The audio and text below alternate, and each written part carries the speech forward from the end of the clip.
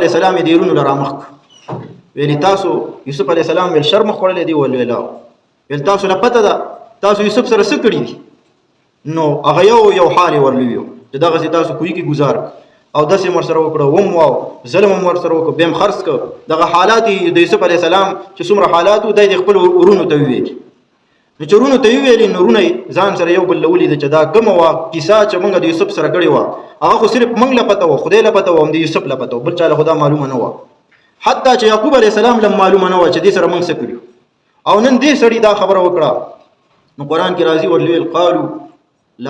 أئنک لأنت یوسف ویل ته خو لکه چې معلومیږي لکه چې ته یوسف یې ځکه دا خبرې خو بل چا له پته نه وه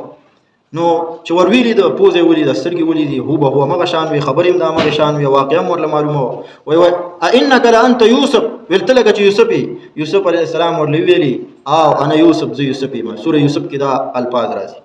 ویل او زه یوسف یم نو دغلته د یوسف علیه السلام دارونه چې په یاره کې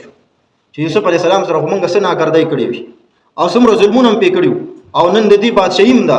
او موږ ورله ولاړ یو او زمونږ هېڅ بې وسه بې کسه یو هېڅ را سره نشته دی نن به موږ باندې دا یوسف څه کوي موږ نه چې هر قسمه بدله اخیستی شي نو دیرون یې د یوسف علیه السلام لوی ویلي چې موږ ډېر خطاکار یو په یاره کې یو ډېر په عاجزۍ ورله ویلي چې موږ ډېره لویه ګناه او خطا شوې ده خیر دی